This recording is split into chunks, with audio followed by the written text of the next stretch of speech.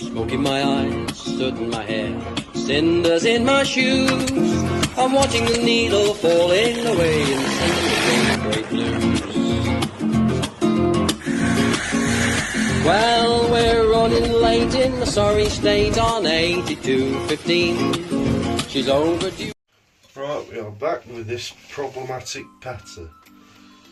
So, I've just had to redo the Magneto because I tried starting it a few days ago and there was no spark yet again. So, did the wise thing, got another Magneto, stripped it down for spares, put all the spares on this one, and now this one's got a really good spark and it sparks every time now. So all we've got to do now is bring the engine up to compression, which I do believe. Bring the engine up to compression on the back cylinder, which is there coming up to compression. And now we've got to make sure this one is sparking on this port here, coming up to compression on the back cylinder. So, just the spark plug down. I'll put that there, you might be able to see a quick spark.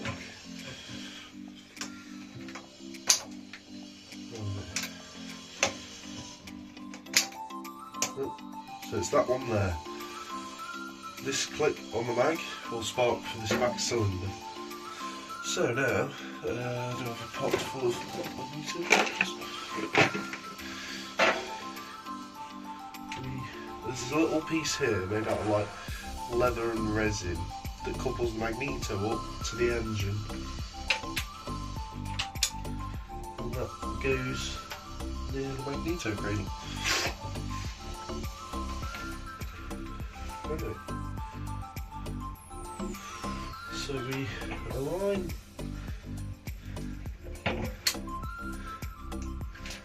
Magneto up with the coupler, which actually is harder than it looks.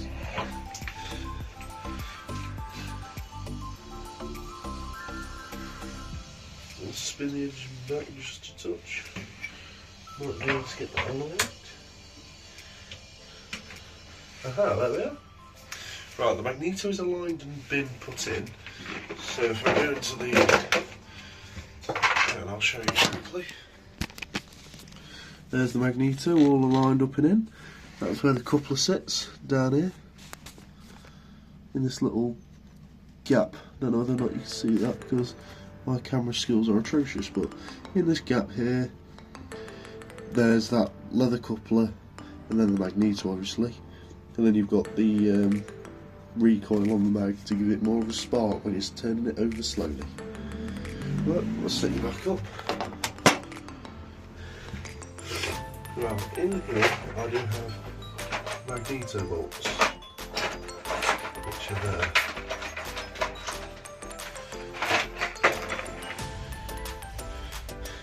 I'm not 100% on how well my timing theory is, but I suppose we will soon see.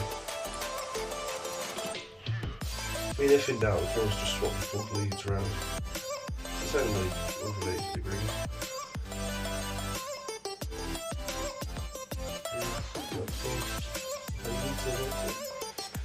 Second one.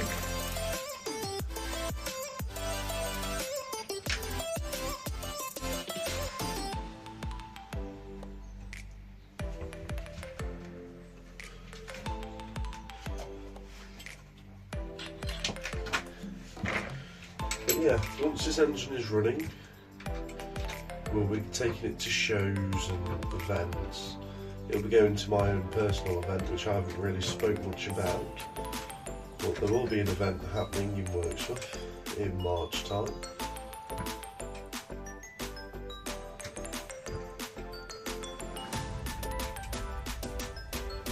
It'll only be a day event, but once I've got everything confirmed and set in stone of what's happening, I will inform the channel. See how many people actually turn up to this event. Because I have never hosted an event before, got absolutely no idea what I'm doing, but I thought I may as well give it my best go. Right, anyway. So, let's see whether my theory is right. Let's set it up to where next to the start. With the decompressor. Yep, that's working. So, it's all timed up.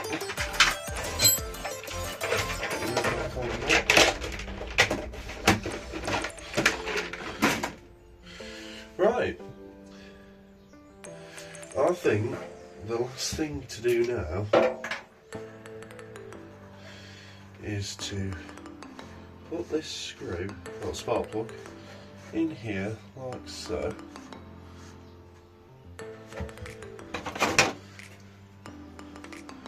Just give a quick check that they are tight down enough. Point where you can't undo with your fingers. Right. So this plug goes around here, through there.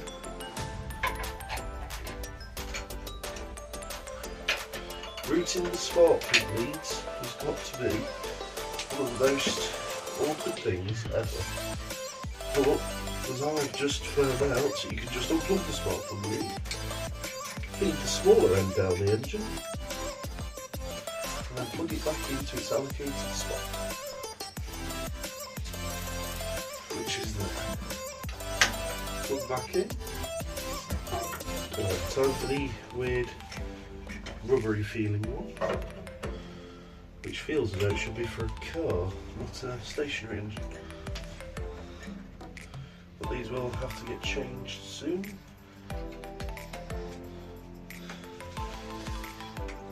Set that one on there. Right, the only thing left now to do is test it. So I'm going to open the shed door and see what happens when I wipe the engine over.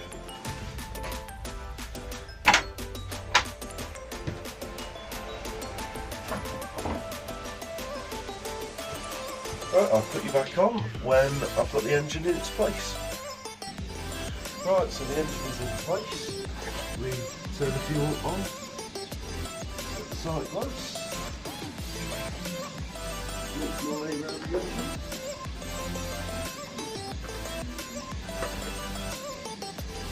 Take the start handle cover off. And attach the start handle.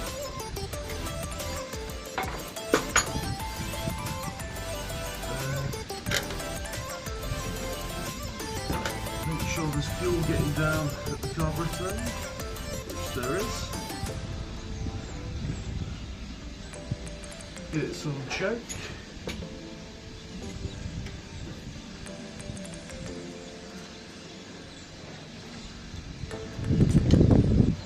Possibly a bit of decompression.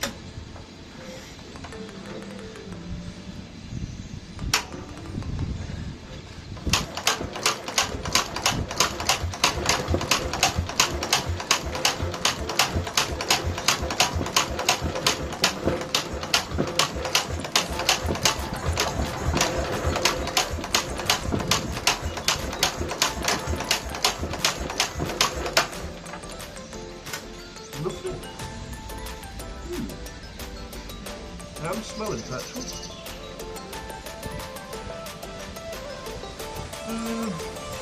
Let's think. What I need of it.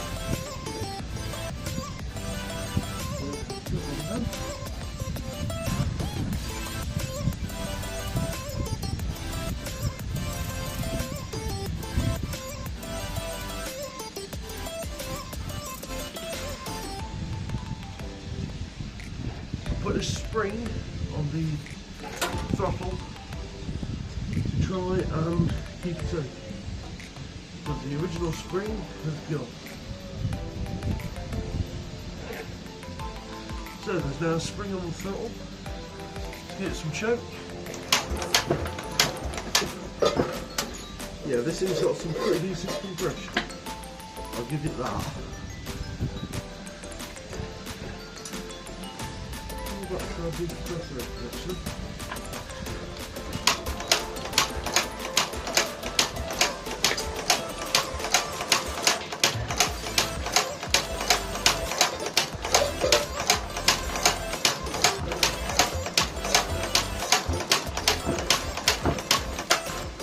And nothing. Absolutely nothing.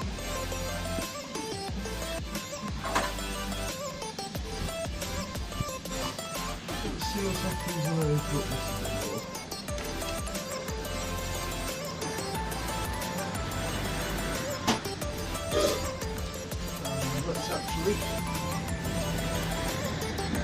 Let's check the back spark plug.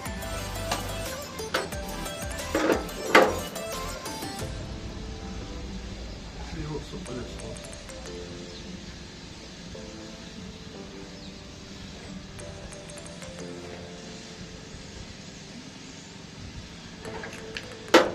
Does the back one actually have a spark? Yep.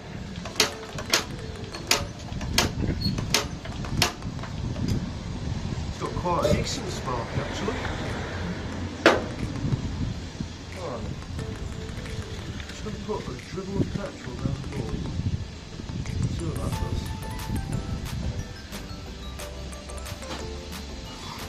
See if that helps it at all.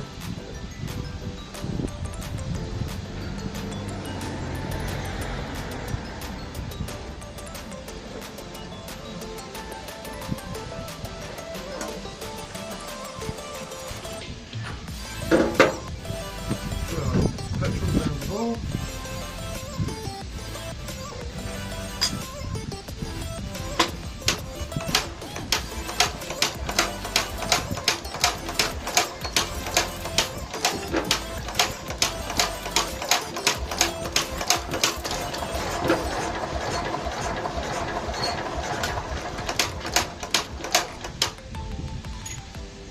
Nothing.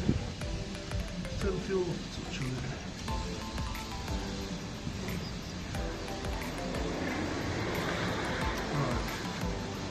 I've turned fuel up on the car.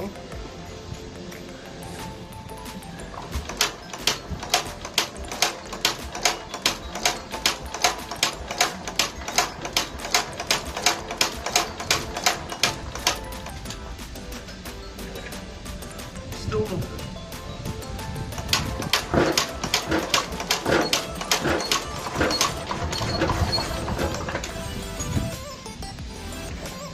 So, not getting fuel. Clearly.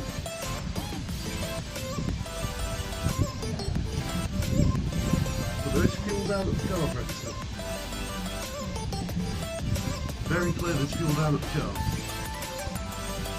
So, there could be something up with the manifold. The manifold would be blocked or what, I'll have to find out. So, I'll put you back on once I have found out the issue with the piston. Well, I can get by it anyway.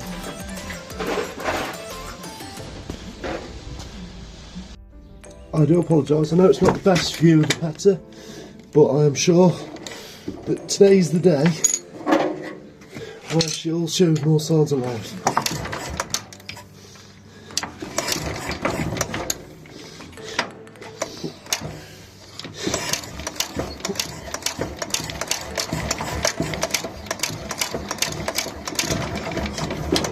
I ain't fired, that's a good thing.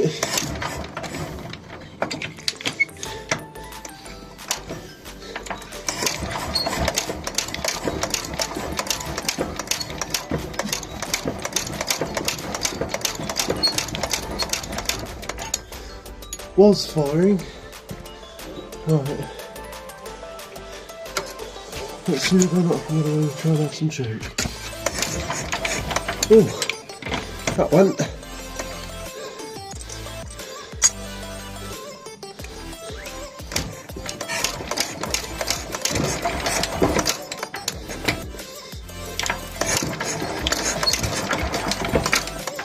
Oh, it's going.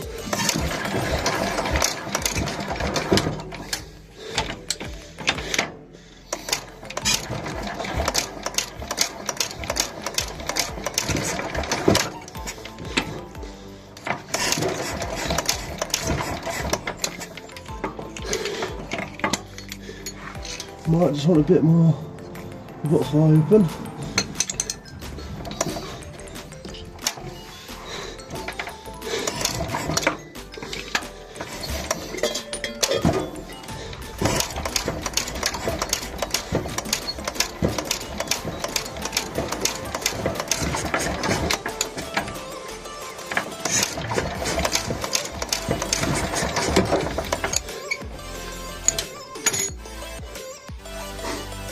Right, so seeing more life than ever now. Right, let's see what we can do. Touch more on fuel.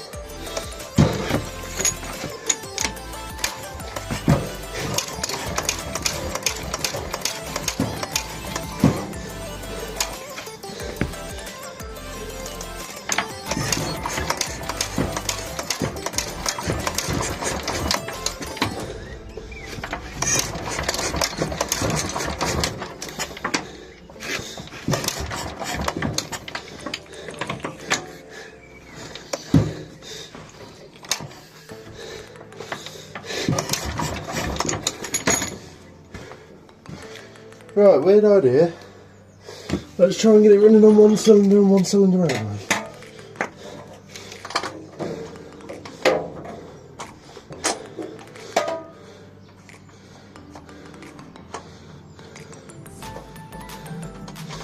Right, so we're running it on the back cylinder again.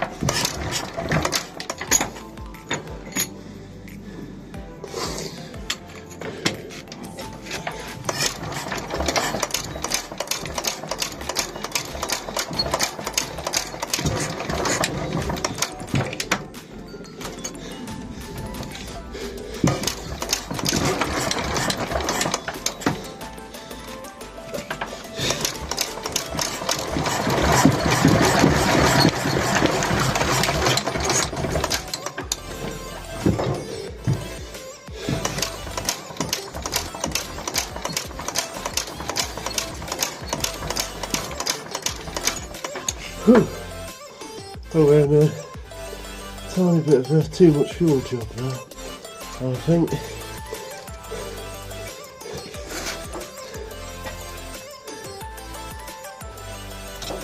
Wow, that takes a lot of turning over. Plus, I've not been feeling well yesterday, so yeah. Whew, I think I'll leave it at that for today. Anyway, I'll see you in the next one, which might be linked into this video, I don't know, but I'll see you later. Right, we're back. Yeah, a lot has changed. I've had a bit of a break from it since the last segment of this video, because, well, it was really stressing me as to why nothing was working. And I remember doing the carburetor gasket a while ago on it, before I started doing videos on it. Well, before I probably started doing the videos on it. And I wanted to make sure that the intake manifold was all clean. And I've had the intake manifold off. It's all clean. Cleaned the majority of the surfaces up as best I can. That was ready just to go on. But yeah. So, in doing so, I've had the carburetor and the manifold off at the same time, and there was a little gap around this surface in the carburetor, so I don't think it was sealing right, and I was getting an air leak. So in order to prevent that now, I'm going to bolt the carburettor up onto the manifold before I do anything else.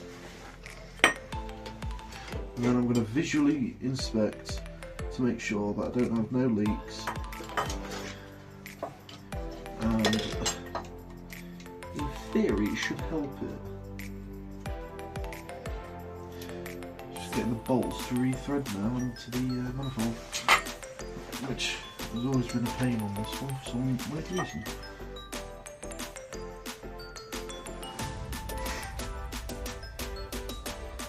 That one's threaded on nicely.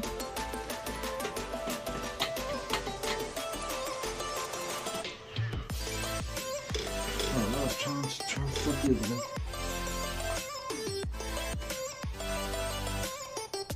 Just now threaded on, I think. Yeah, it's taken the thread. Right, let's tighten this up.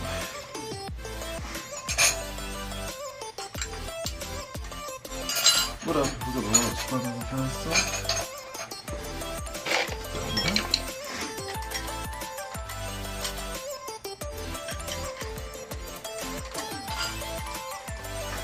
But yeah, I've had a little bit of a break, so to clear my head, so I know that I'm not doing nothing stupid.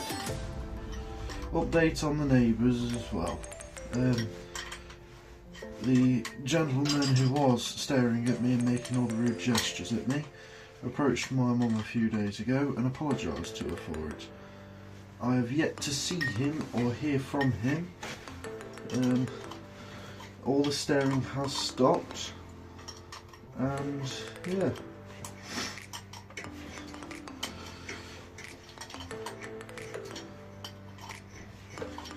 So let's pull it in tight now.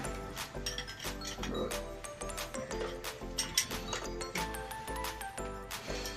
Let's tighten these up nicely. Thank you, boy. That way to tighten.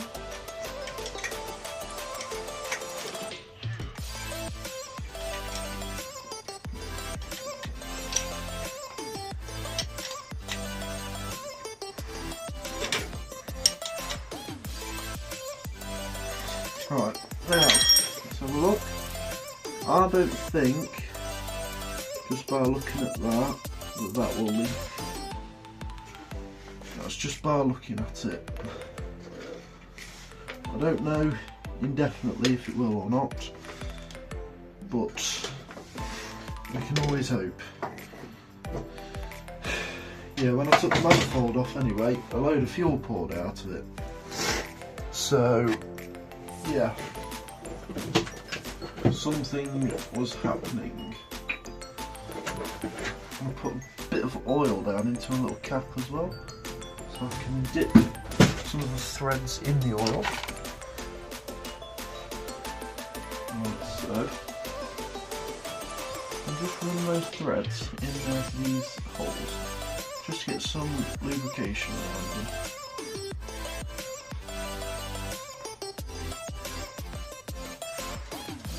Awesome. This one here looks like the intake.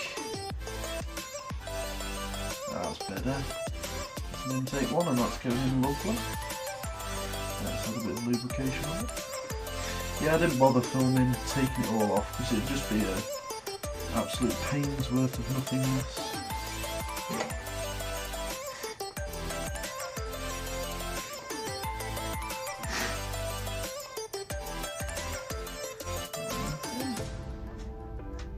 Bit more oil on it to do these other two. One thing my shed needs is a little radio, so I'm not just sat here waffling on to myself.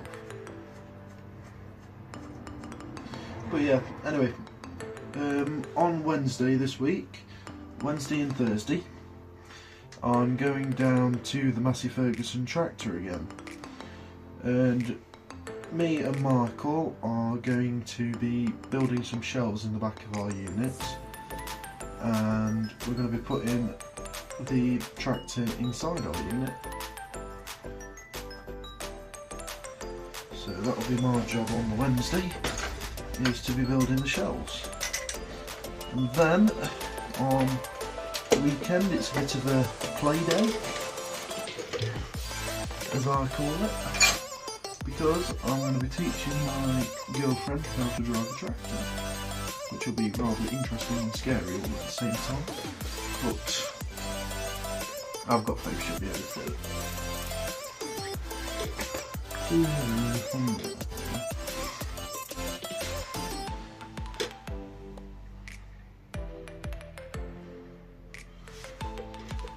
Just putting a bit of oil on both surfaces of gasket faces as well, so it's not a dry fit.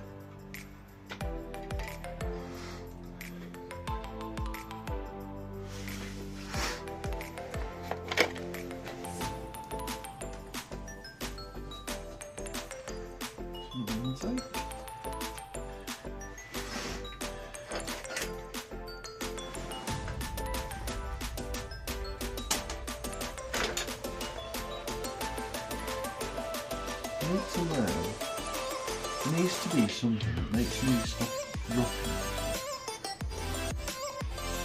At the moment, no matter what I touch, I end up dropping it. Now, I don't know whether or not I need to be worried about anything like that, but hey, could be something. I need anti-dropsogens, if that's a thing. Power dropping it. Well, antidepressants, but anti-drop. And I don't even know how they go and pronounce them that. There's one attempt.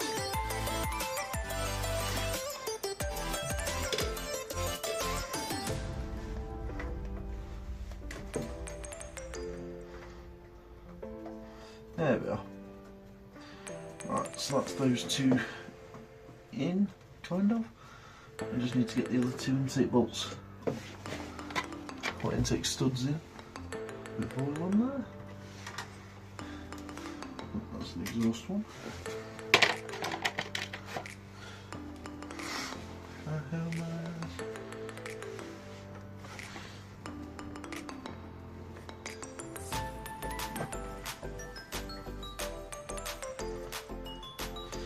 There's another stud in. Try and get them the majority of the way in by hand, because it makes life so much easier than fettling back and forth at time.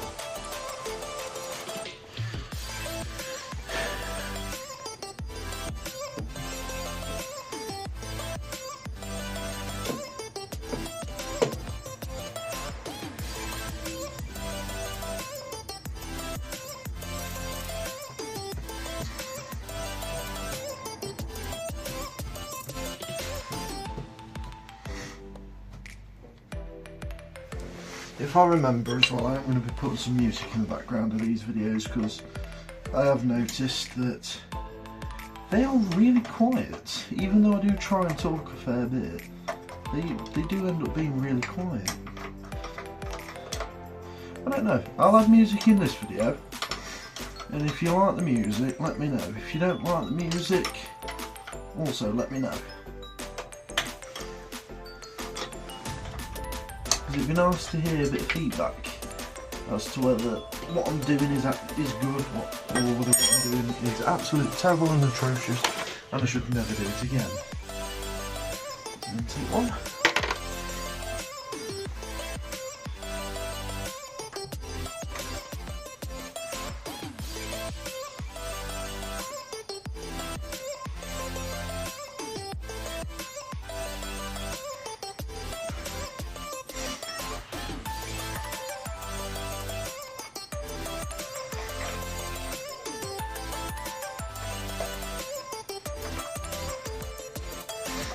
Try getting a socket on these, but with the way the manifold bends, it doesn't have access to put a socket on it, if that makes sense.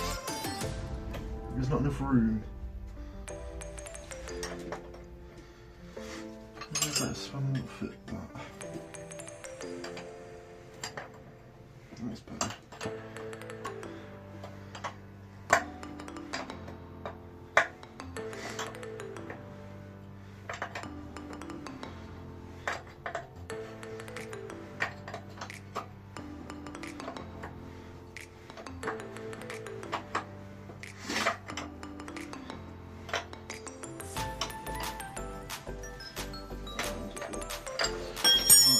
this intake manifold down nicely.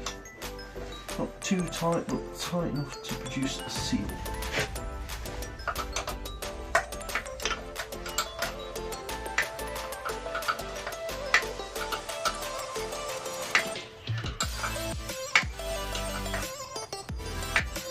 Also, putting the oil around the gasket, when it squeezes the oil out of all the sections, that's how you know your gasket's evenly tightened.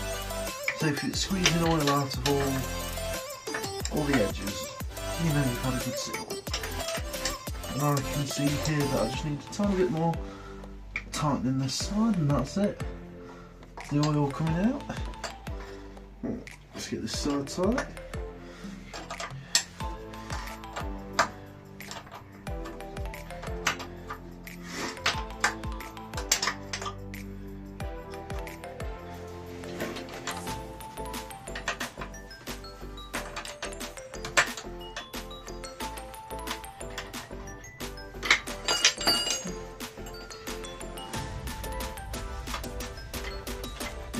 If a doctor out there makes an anti-dropping tablet, you could make millions. I'd definitely buy it.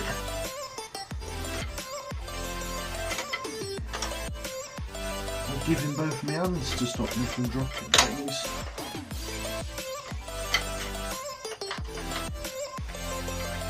Right. One thing I do like about these old engines, nothing is ever seized, nothing's ever seized solid. It's just a tiny bit stiff. It doesn't get to the seize stage ever. It just goes stiff. A bit of heat and WD-40 soon cures that. And then it moves like a good one, because these were made to last, not made to throw away. As you can see, nearly 50 odd years later, this pA2 still here, and although I may not call it a pA2, my nickname for it's the problematic pA2, but it will forever be known as the pA2 that made me lose my marbles. That's tight.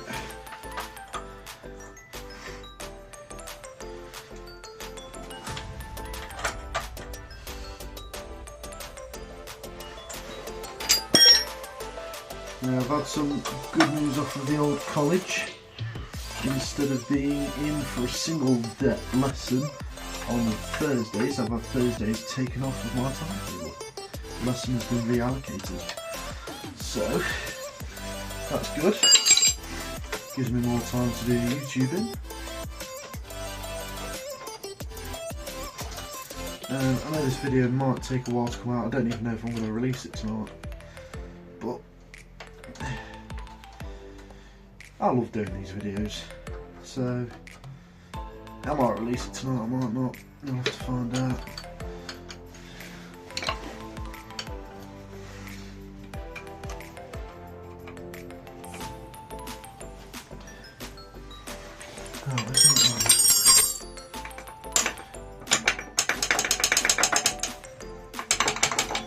The problem when working in tight spaces, you can't swing a hammer.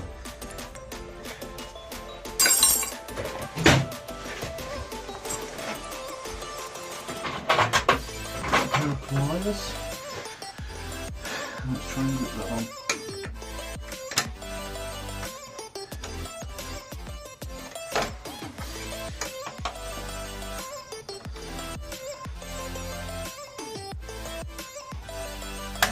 Got it. Alright.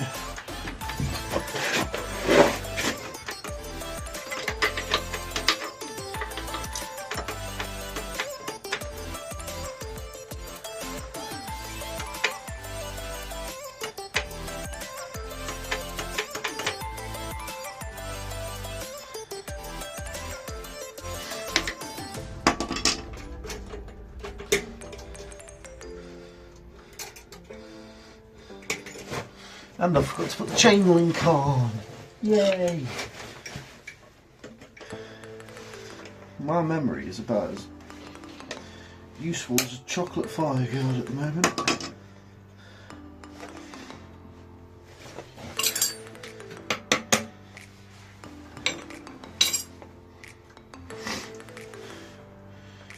Right, so I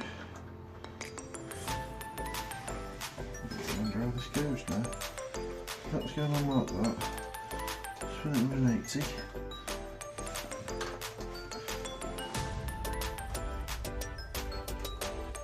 Put it around those 2 links. There we are. And that should now in theory slot in. That's better. No, it's not.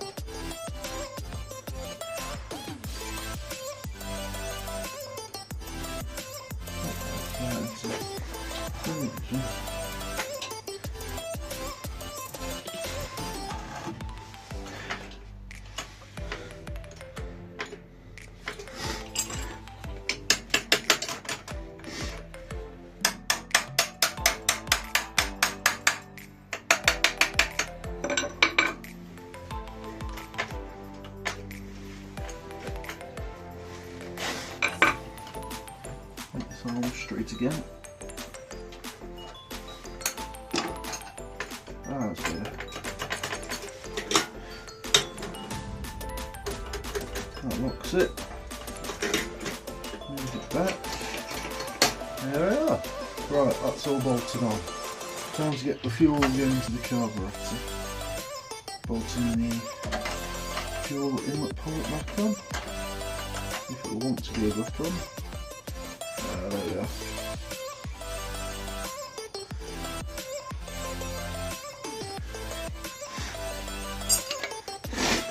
And there. Let's tighten up. Get in the right little tap. There. Turn the fuel on to make sure I've got no leaks. Put the fuel down at the bottom.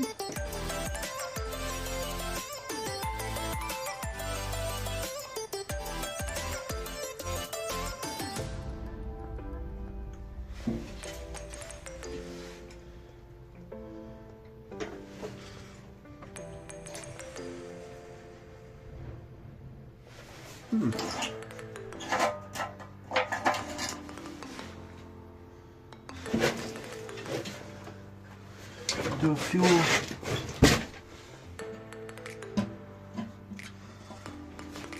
tank. There doesn't seem to be none getting to the engine, which is rather odd. Onto the light.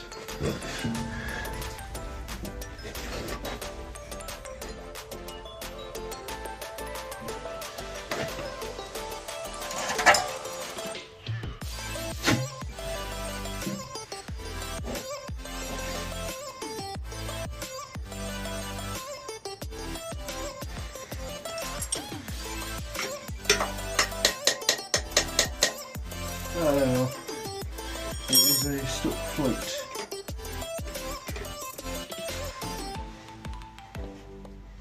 Right, now that issue's sorted. I'll tell you one thing, my granddad's little tips and tricks always come round. If a carburetor's not priming, tap it on the side with a hammer. Could be a float. Another trick he taught me is you don't need any feeler gauges to set points, and I can confirm this, it does work and it works really well. Set your points at daylight, just where you can see a bit of daylight peeping through, and then they will be set perfectly. And I can confirm that, it does work. It works ridiculously well. So yeah. If ever you're struggling on sorting your points out, just set them at daylight. Right, fuel tank move back on.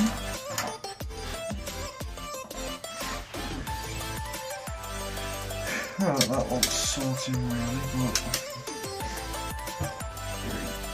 So the gasket's back on. dribble of oil down each cylinder, not much, just a dribble. Because things are getting, well, have gotten a bit stiff. Bit on the recoil, on the mag.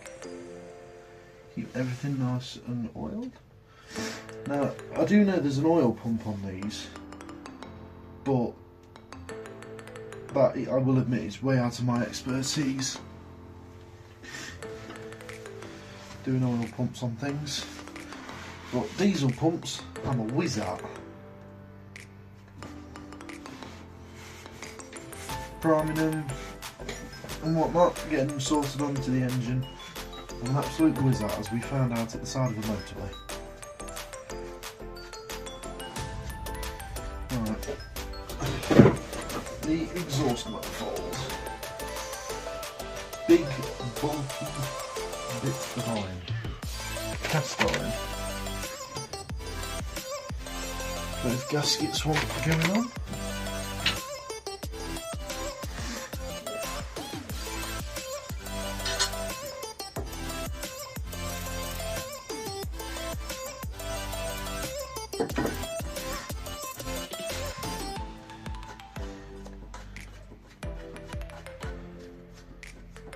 Thread it up. Let's get the other one on. Put that through, and that has gone on lovely. The exhaust has. I'll tell you what, this work is genuinely exhausting. Pardon the pun, but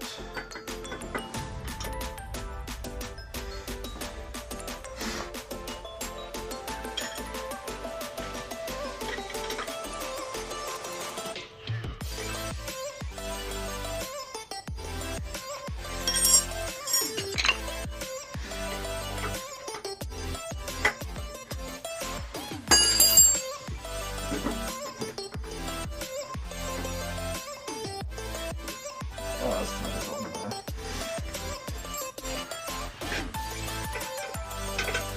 There's going to be one at the bottom here that's going to be rather hard to get to. But when it's done, it's out of the way.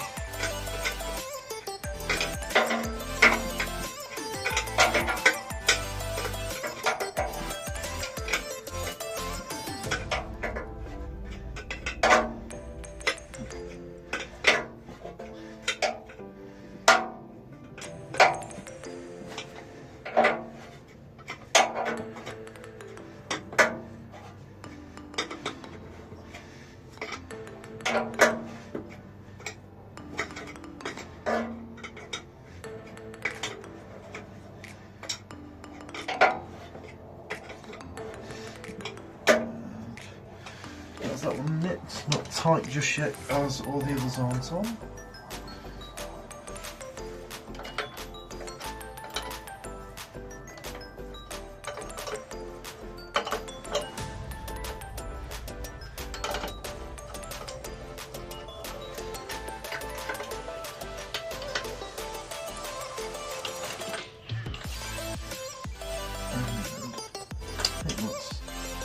That one nipped.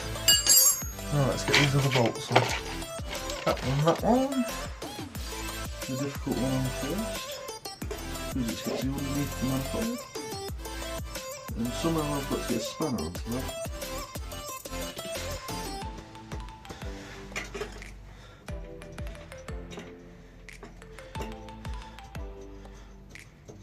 I think putting oil on those threads was definitely a good idea. Because that one went on quite lovely actually. We'll get this other one on.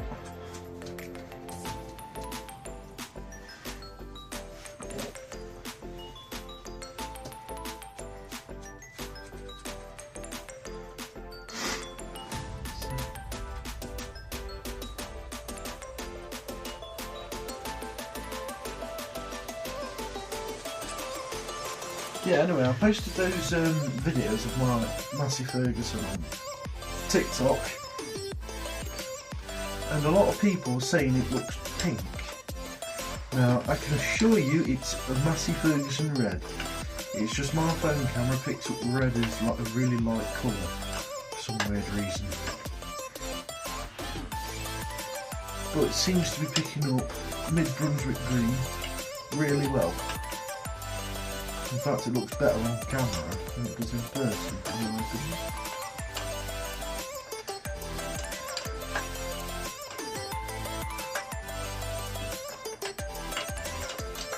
Let's get this side tightened up.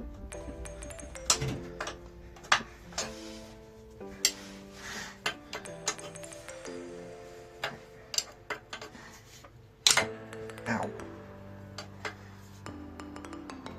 Injuring myself yet again. Honestly, if there was an Olympic sport for injuring yourself with a spanner, I'd be winning gold every time.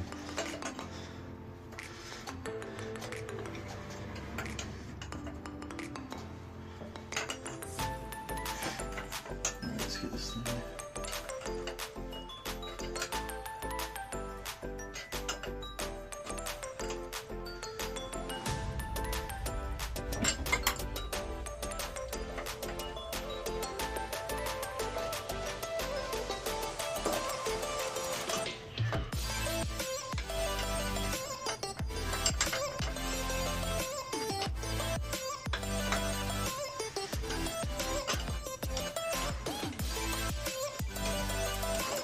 Tight. Put this top on.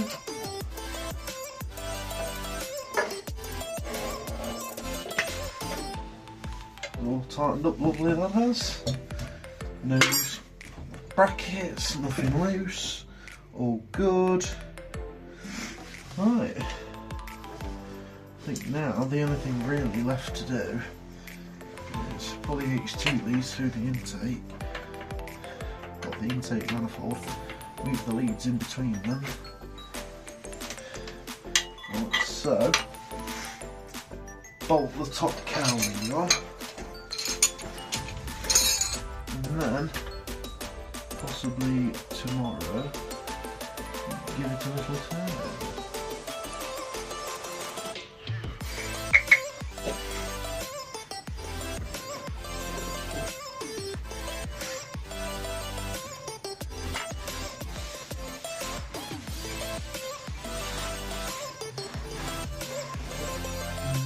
Bit of a shine up.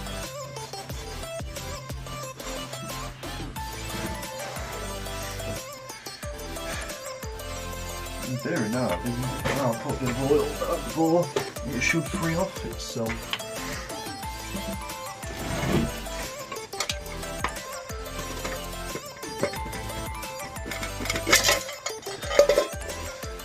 The handle is. It's behind me. Right, let's turn it round a bit. I know you might not be able to see that, but I'm just turning it over slowly so you ain't missing though.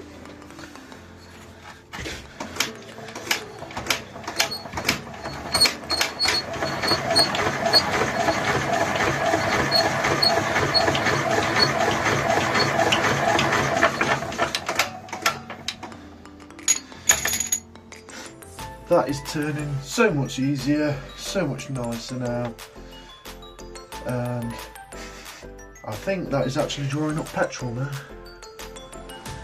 Right, anyway, I'm just going to pause you there and I'll sort a few bits out. Right, so just a bit of a quick rundown of what I've been doing. I've had the cowling off, the exhaust manifold off, the carburettor off, the intake manifold off, cleaned and polished all these copper gaskets, cleaned all the faces up on them, reinstalled all of that.